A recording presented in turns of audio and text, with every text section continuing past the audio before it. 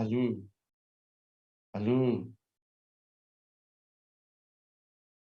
mungkin ya tidak terpecah memang karena suasana sama. Dia ada dalam stabil non-ion. Ya, jadi kalau kamu minum obat-obat paracetamol, obat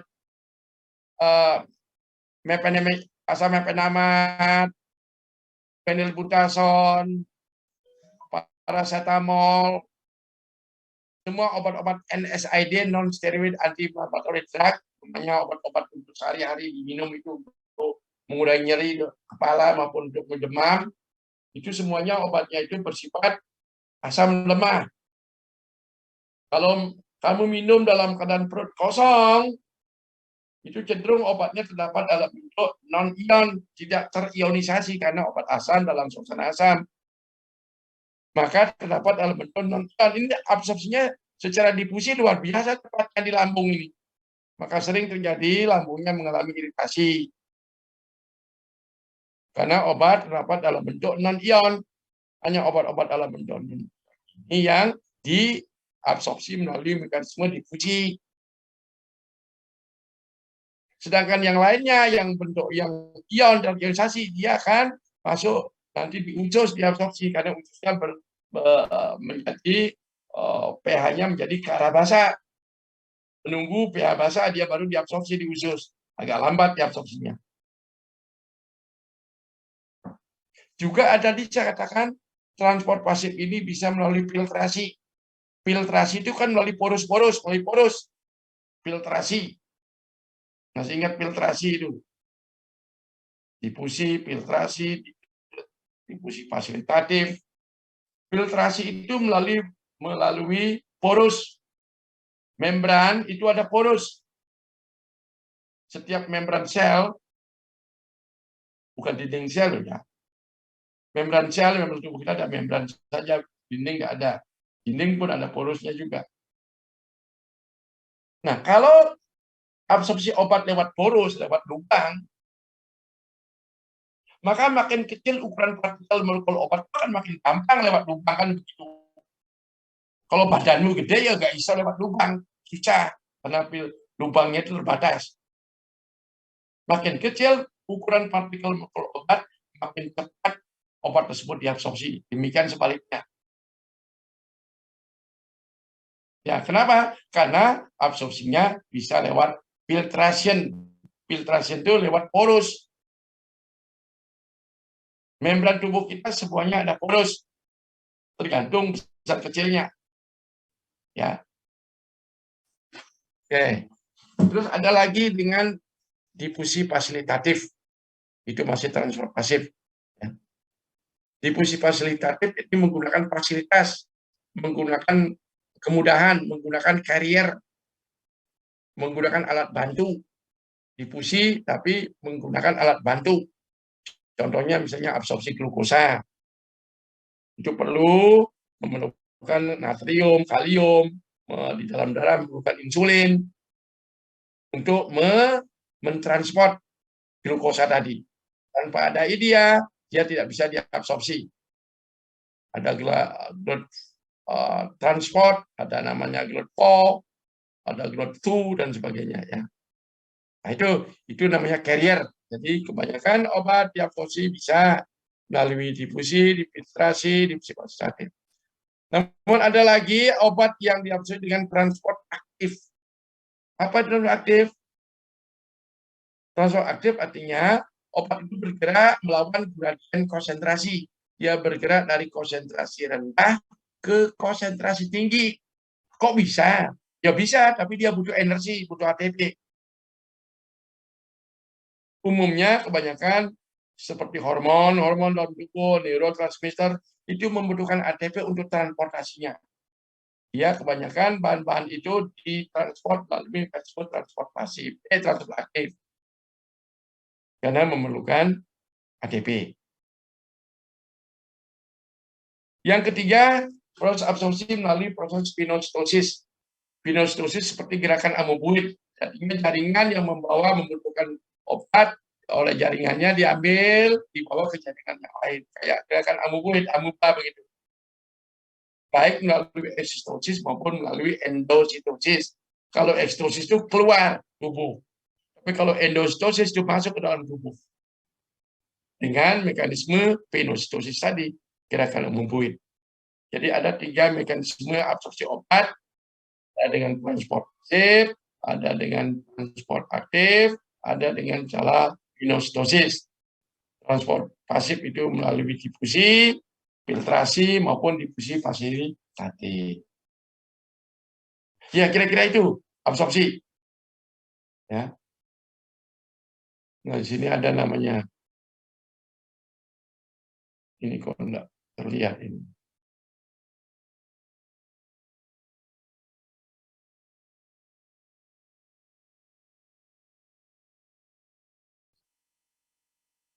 Drug absorption dan that's it, ya.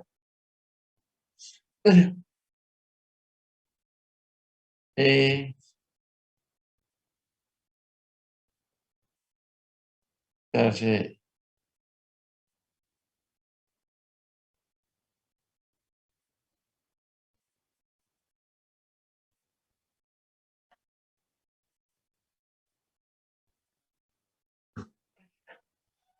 Ya, ya, ya. Drug absorption. Ini coba dibesarkan ya.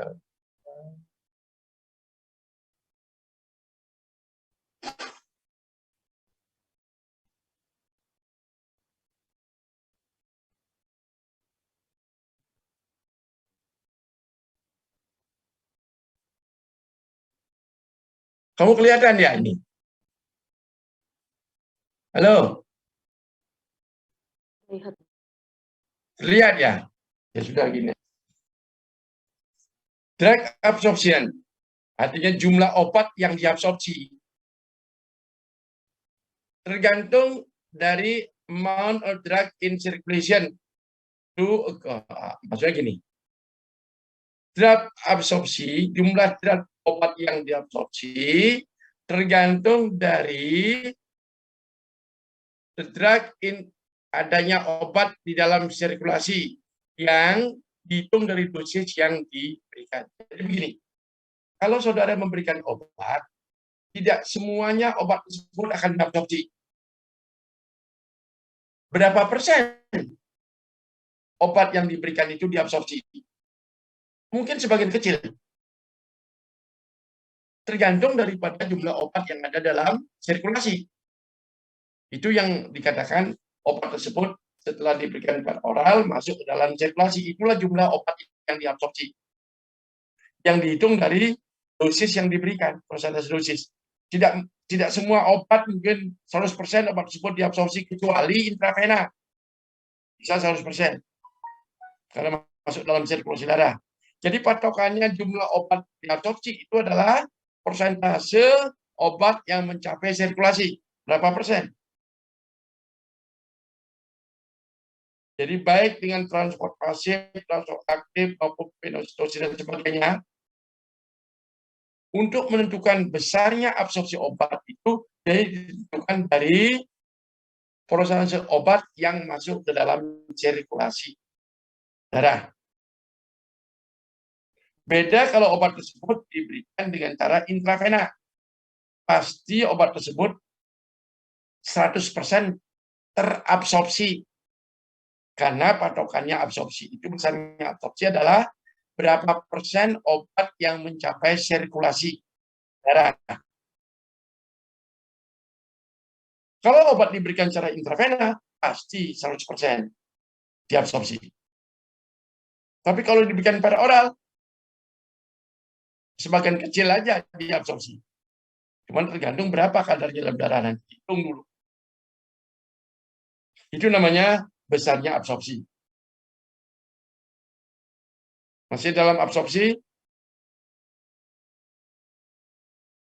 ada istilah drug bioavailabilitas. Bioavailabilitas obat. Artinya, persentase obat yang mencapai sirkulasi. Tadi, ya. Atau mencapai site of action, di mana obat harus bekerja. Itu kita kenal dengan namanya drug bioavailabilitas atau bioavailabilitas obat. Apa bioavailabilitas obat adalah sejumlah obat yang mencapai sirkulasi setelah diberikan. Kalau intravena, ya 100%. Kalau yang lainnya mungkin belum tentu intramuskuler, itu tidak semuanya.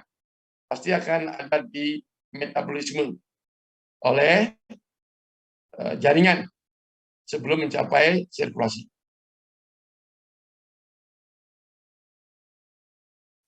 Was count from dose of the drug, terutama drug yang hanya systemic only. Jadi sebetulnya yang dikatakan obat mempunyai bioavailabilitas itu adalah obat-obat yang memang mempunyai sifat sistemik saja. Kalau obat-obat hanya bekerja lokal, topikal, misalnya salep begitu, ya tidak mempunyai bioavailabilitas karena tidak mencapai sirkulasi. Kalau obat-obat yang diberikan topikal, diberikan lokal, diberikan salep, diberikan krim, diberikan tetes begitu, tetes mata, tetes hidung, maka obat tersebut tidak mempunyai daya bioavailabilitas. Jadi obat-obat yang mempunyai bioavailabilitas adalah obat-obat yang hanya bersifat sistemik, yang hanya obat bisa diabsorpsi dari tempat pemberian obat.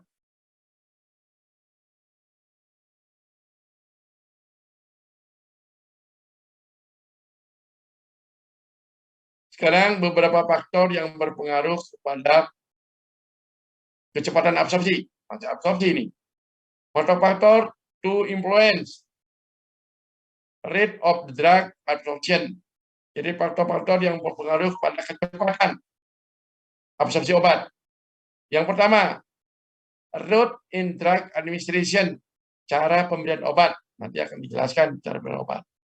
Kedua, sirkulasi darah ke tempat pemberian obat. Ketiga, solubility of drug, kelarutan obat. Yang keempat, derajat ionasi obat, tadi singgung. Kelima, broad absorption area, luas permukaan absorpsi.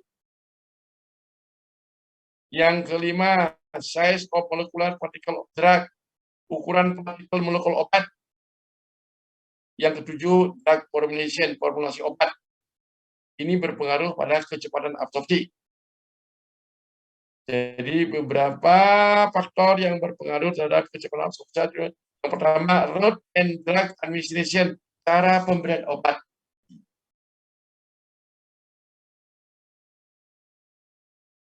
Kita mulai dari cara pemberian obat dulu.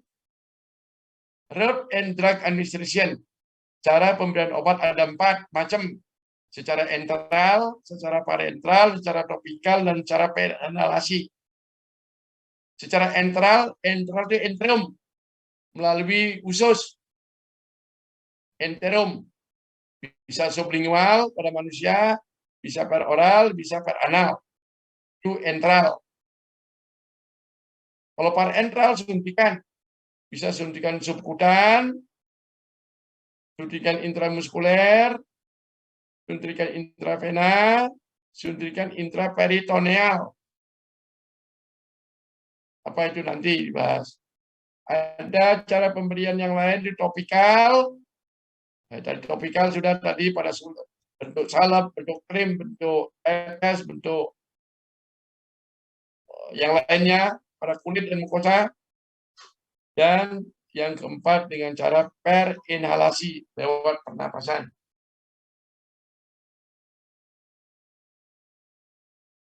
Oke, sampai di sini dulu ya. Kita lanjutkan minggu depan lagi. Halo? Pas turu lagi. Kamu bisa ngikuti? Ya. Ya wes, nih saged.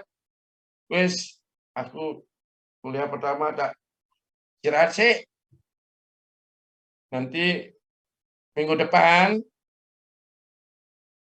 Minggu ini Jumat orang durung mulai praktikum karena kuliahnya belum dapat, masih separuh ya. Jadi kita atur lagi kuliahnya ya. Ya sementara gitu aja sih.